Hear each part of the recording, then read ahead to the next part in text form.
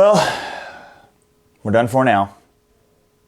I don't know where we went wrong here, but the city has got some big problems on their hands and they're not recognizing it. And instead are pushing the wrong things at the wrong times. So today we're going to talk about two major issues that are affecting Bend. Well, one of them's a state issue, but it's going to come back to Bend. Because neither of them are getting any airtime. Nobody knows about these issues, and they're going to have big consequences to Central Oregonians.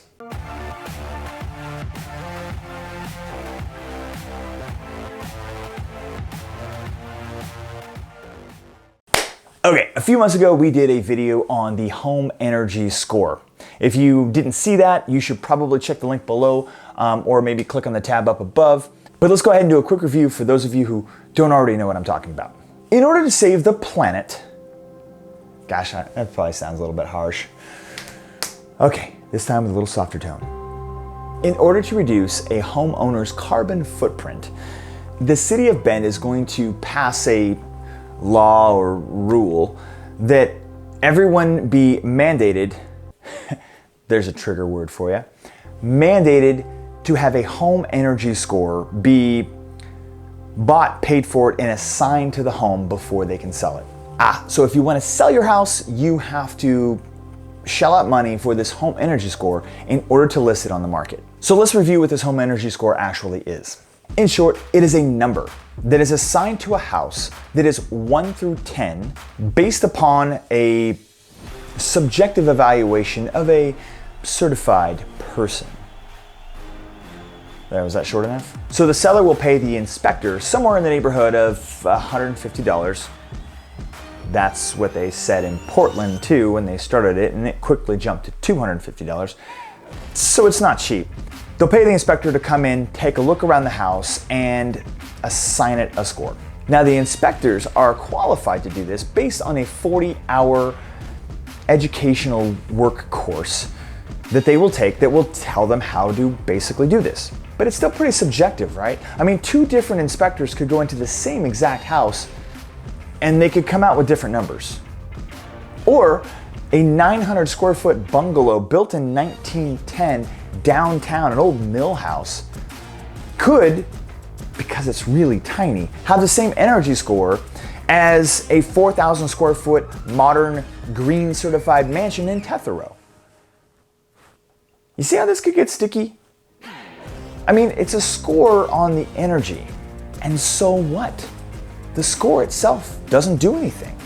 Okay, you've got a 5, I've got a 4. Now, the city will hire someone, they'll be on payroll, they'll pay them well, I'm sure.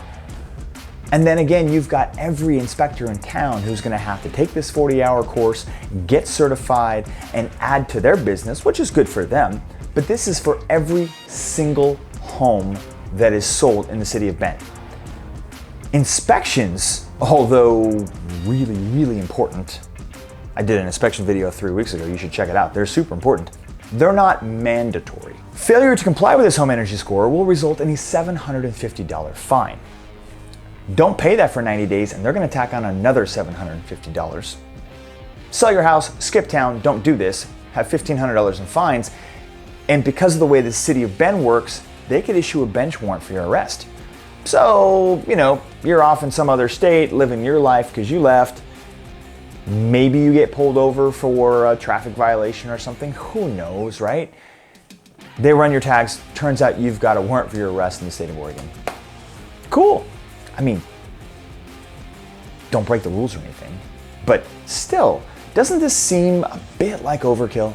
Not to mention in the craziest, most expensive real estate market that Bend has ever witnessed, we're adding more fees on top of a transaction for buyers and sellers. And my biggest question is, how can the city just unilaterally impose this on a free market transaction? This seems like a slippery slope to me. I mean, if they could do that, it seems like they could pretty much do anything they wanted. What if they just wanted to, throw on a $1,000 charge for any time you sell a home simply to pay for carbon offsets? Why not? It's in the name of climate change, right? And what's scary is that nobody's really even talking about this. There's been very little mention of it on the news. Only a few news articles that I've ever seen about this over the past, maybe 6 months they've been talking about this. I mean, there are plenty of other ways to help with climate change. And I'm in favor of them. I mean, my house is almost completely energy independent with solar. I'm a conservationist. I just don't see how these home energy scores are gonna actually net any real result, except for costing people money. How about this? Why not mandate that every seller give 6 months of their energy bills, their actual utility bills, to the prospective buyer, or have it on the MLS for review? I mean, the power company will give those to you for free, and it's a real objective accounting of the energy consumed. So, if you are a resident of Bend and this is the first time you're hearing of it, reach out to your city councilors. Send them an email. The Central Oregon Association of Realtors has been working on this for months and have made absolutely zero progress. They do not want to hear from us, and we are actually the largest lobbying group in Bend.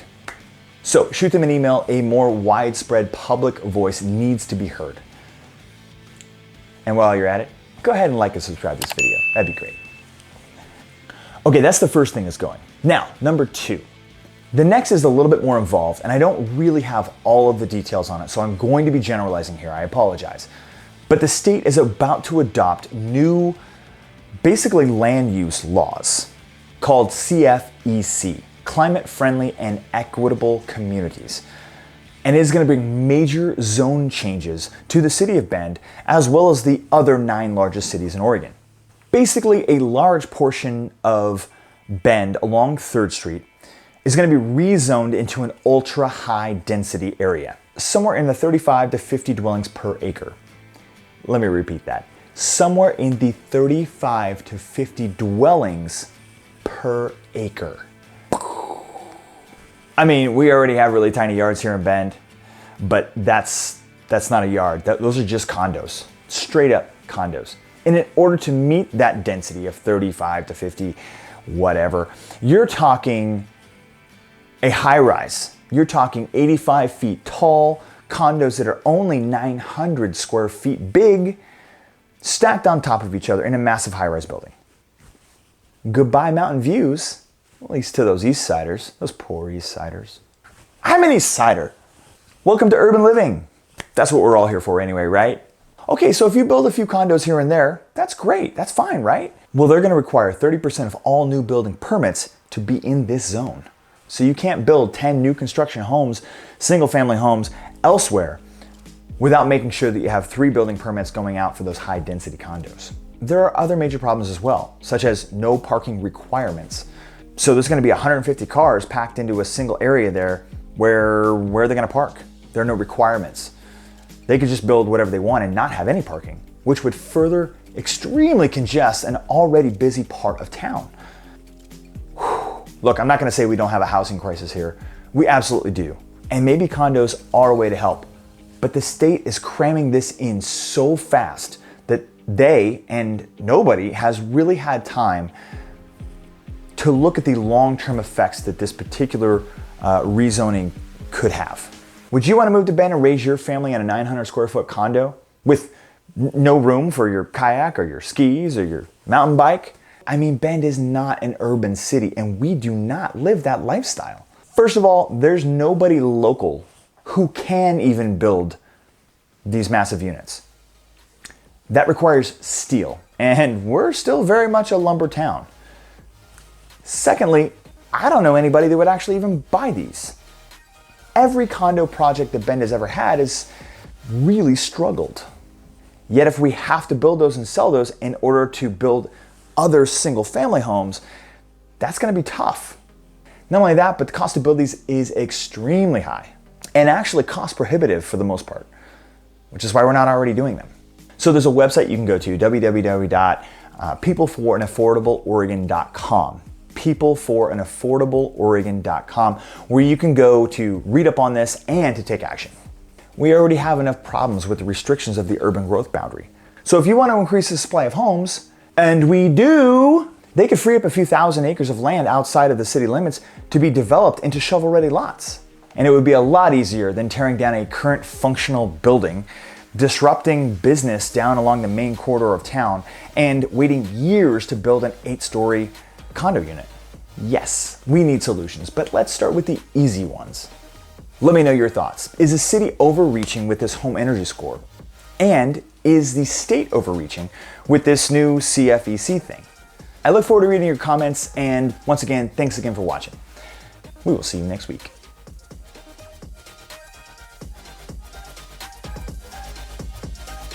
If you watched maybe 2 months ago, you noticed that we had just bought a new house. We were working on a new studio. Yeah, so the studio's a work in progress.